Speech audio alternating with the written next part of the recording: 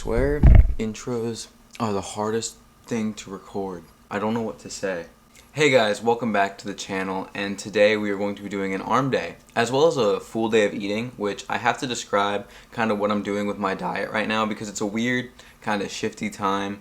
I was cutting for about 6 weeks, and the last week and a half or so after the Miami trip, I decided to do the harshest cut I've ever done. I did 1,600 calories for those few days, and it was fine. Like, honestly, it wasn't that hard. Like, to me, cutting isn't that hard because I've done it so many times, and I just kind of understand the process of it and that it's a temporary sacrifice. But I realized this time that my heart really wasn't in it. I feel like I was cutting for other people's approval because, honestly, if you guys didn't know this, the reason a lot of influencers stay lean year-round is because 100% the algorithm favors you when you're super lean. I mean, you just look inhuman. Like, you look insane when you're super lean.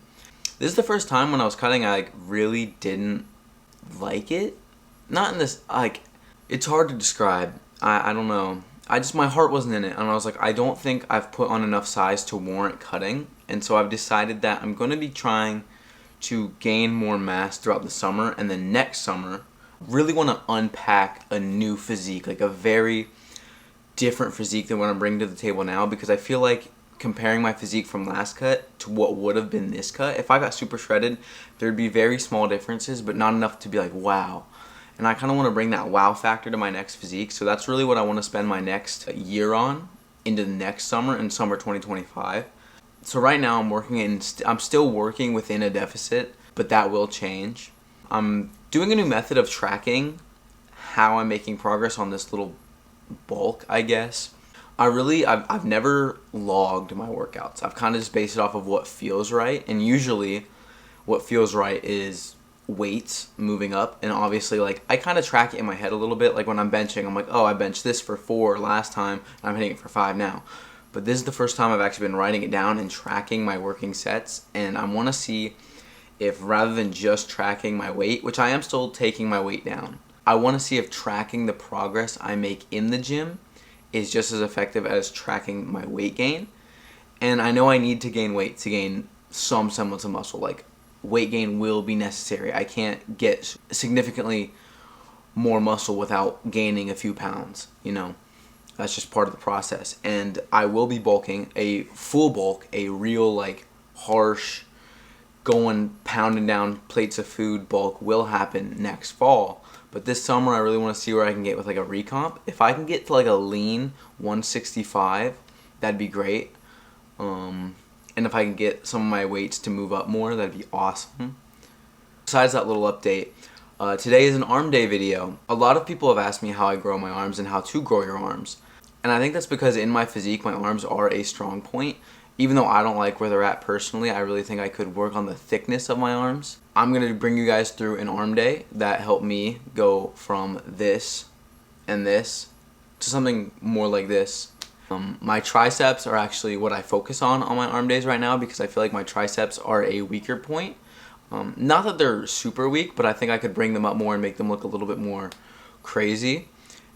And I'm also going to bring you through a full day of eating, like I said. I'm going to show you what I eat, and I'll show you the macros, the whole breakdown of it as I go through it. I'll just put a screenshot of, like, MyFitnessPal as I'm eating it.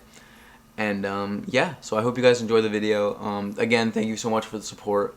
Well, it's currently 8:30. I'm gonna go make myself a small breakfast because I don't like to eat super heavy before I go to the gym. And yeah, so I guess I'll get to my first meal. Alright guys, so our first meal of the day, just a small simple breakfast. We got 2 eggs on 2 pieces of keto toast and a small bowl of blueberries on the side. You know, I bought that keto toast because it was like 4 grams of protein for 35 calories a slice. There's way better low-calorie bread options than this. It kind of tastes like fermented cardboard. But you know what?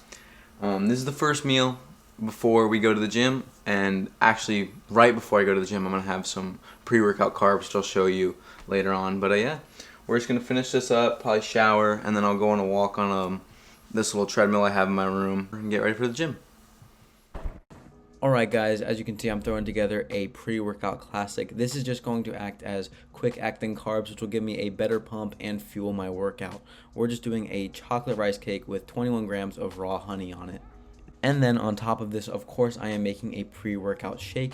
In this shake, I have 5 grams of creatine and some electrolytes. And then on top of this, I'm using a low stim pre-workout that has a formula that is focused on the pump and focus aspects of the gym.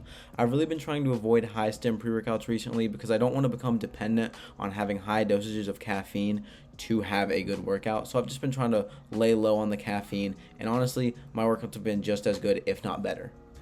Alright, now skipping some of the pre-workout mumbo jumbo, let's get to what you guys came for, growing some big old arms. So as you can see, I am doing an overhead tricep extension on the cable with a bench setup. I'm honestly just trying to recreate a machine we used in Miami. But despite this being such a new part of my training routine, I can promise you guys you would not be disappointed if you threw this into your arm routine the next arm day. It is honestly one of the best movements for my triceps. The pump is absolutely unreal, and this is one of the first movements where my triceps have actually cramped up because of how intense it got. But ignoring that and going into more generalities of how I set out my arm day, I usually do in most exercises beyond arm day, I usually do 2 sets to failure. This means I am not including any warm-up sets I do, but I do recommend you do warm-ups so you do not injure yourself, guys. Warm-ups aren't important, but I will do 2 working sets at a top weight that I can usually do 5 to 8 reps in. Alright, and moving on from that, we're doing a basic tricep movement that I'm sure you've all seen before. We're keeping our elbows locked to our sides and we're just pulling down and trying to really focus on the squeeze that comes out of the tricep extension on the rope. I'm actually doing a mechanical drop set. So as you can see, when I went to failure with my hands at the bottom of the rope, I grab closer to the top and start pushing down more with my body over my hands than just leaning out. This is usually just a way to burn out and get more out of my triceps than I usually would. And again, just a reminder that I do 2 sets of this to absolute failure. And after this, we have one more tricep movement and then we're on to biceps. So let's get to it. Alright guys, so here we have another very simple, very basic tricep movement. Honestly, with all my arm trainings, they're very simple. I don't really do anything too complicated. I kind of stick to the basics because that's what's been working for me. So what you're doing here is a straight bar push down. I'm going really heavy, but really trying to focus on the squeeze. I'm not ego lifting, but I'm keeping my form good, but going at a weight that I can only get 5 to 6 reps in. As you can see from my face, it's very difficult, but you got to push yourself to failure to see the best growth. I know a lot of beginner lifters have asked me how I know how to train to failure, and honestly, I kind of just base it off of a feeling. And if you look at my face here, this is what you should be looking like if you're training to failure. It should be almost impossible to move the weight. Alright guys, and now we're moving on to what most of you probably came to see, the bicep training. As you can see, it is very simple, like most of my arm day, but we are starting with a preacher curl with our hands in the neutral grip. This will act as a hammer curl, but the preacher curl machine allows us to keep tension on the biceps the entire time. As you can see, I am really starting to struggle towards the end of the set. I cannot tell you guys how important it is to train to or near failure. If you are not pushing yourself in the gym every day, you will not be seeing the progress you could be seeing. And as you can see, as I start to approach failure, I start to do some partials at the bottom of the movement. I think partials are actually really important in my arm day training because it really just makes me feel like I'm pushing past failure and pushing my limits for what I can do. And it really helps you just burn out at the end of your working sets. All right, but moving on, our second thing for biceps, we're going to be doing the same thing on the same machine, except we are going to be doing a upward grip. We're just going to be doing normal preacher curls this time. And as you can see, I have actually sped up the footage, and I wanted to do this to show you guys that I really control the downward part of the movement. And then at the top of each bicep movement, no matter what it is, I really like to focus the squeeze. I feel like with biceps, the best way to train them is to really feel that contraction and the tension you put on them during the movement. And on top of this, as you can see, as I approach failure, I begin to do some partials. And partials are really important for just burning out the rest of your biceps. Alright guys, now we're moving on to the last and final movement of biceps. You can call it excessive, but I don't believe in overtraining biceps. They can never get big enough. So what I'm doing here is actually using the leg rests for the lat pull down machine as little blockades to stop my arms and keep them parallel with my torso. I'm driving my arms back into them, keeping them parallel with my torso. As you can see, I'm making a 90-degree angle and making sure I get a full stretch on my biceps at the bottom of the movement. This is really just going to help you get that last final stretch and squeeze up at the top to really burn out the biceps and make sure you get the most out of them in your training.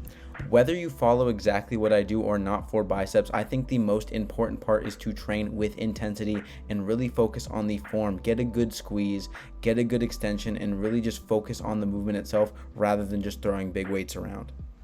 We are now moving on to shoulders, and I like to start my shoulders with the weakest part of my shoulders, which is the rear delt. For rear delt, it is very simple. All we are doing is a rear delt fly on the pec deck machine. And like most movements with arms, I am really just focusing on the form and keeping the tension on the muscle I wish to hit. As you can see, I only do a few reps before having to put out some partials and going to absolute failure. And finally, moving on to the last shoulder workout and workout of the arm day. We are just doing some simple lat raises. People always tell you to do lat raises and to spam them to grow your shoulders, and there is a reason. It works. I usually do my lat raises on this machine, but I know every gym does not have this machine, so if you have to do a dumbbell or a cable substitute, that will work just as well. Just make sure you are keeping the tension on your side delt. And I had to move the camera a little bit because Colton hit a deadlift PR of 415 in the background, so congratulate him in the comments.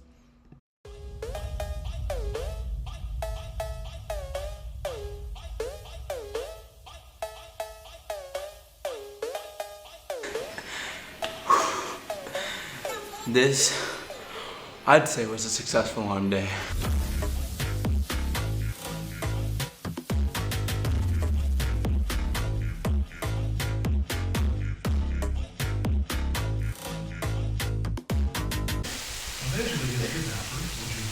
This is my standard post-workout routine. As you can see, we get a high protein meal with some chicken and green beans, and then I go on a little walk to help digest and get my steps in. I think a lot of people are surprised when I tell them my only cardio is getting 10,000 steps a day in minimum, but honestly, your routines are really personal to what works for you, and I found that 10,000 steps a day works for me to keep my heart healthy and keep myself feeling good and feeling energized. Kind of got to crouch down because I don't have my tripod set up right now. You're sitting on a candle. But yeah, so we just finished up a walk to help me get to my 10,000 daily steps. And so a post-cardio meal is we got two just simple little breakfast wraps which have turkey sausage, egg, and cheese in them. So yeah, I'm just going to have two of those, and then I have one more meal left in the day, and then we'll call it quits.